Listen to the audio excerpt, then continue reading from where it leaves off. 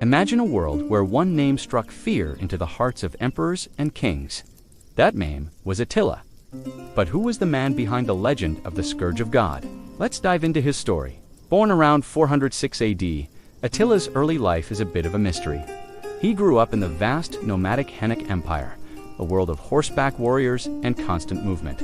As a young man, he was likely sent to the Roman court as a hostage. This wasn't a punishment, but a political exchange. It was here he learned the inner workings, the strengths, and perhaps more importantly, the weaknesses of the mighty Roman Empire. In 434, Attila and his brother Bleda inherited the throne. For a decade, they ruled together, expanding their empire and terrorizing their neighbors. But Attila's ambition couldn't be shared. In 445, Bleda died, and many historians suspect Attila had a hand in it. Now he was the sole ruler, the undisputed king of the Huns. With absolute power, Attila's ambitions grew larger.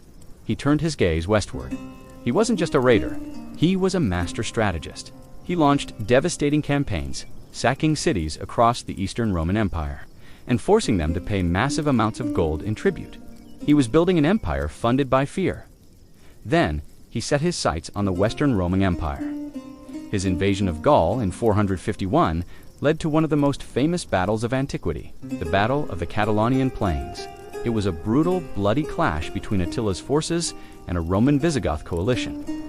The result was a tactical draw, but it was the first time Attila had been stopped. Undeterred, he invaded Italy the very next year, leaving a trail of destruction. He was marching on Rome itself when, legend says, he was met by Pope Leo I, who somehow convinced him to turn back. Whether it was the Pope's words, disease in his army, or a lack of supplies, Attila spared the city and retreated. His end came not on the battlefield, but in his own bed. In 453, on his wedding night to a new bride, Attila died.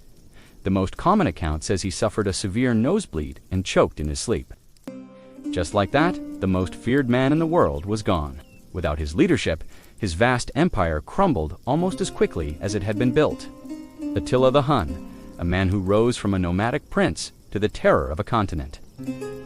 His legacy is one of brutal conquest, but also of a brilliant leader who shook the foundations of the ancient world.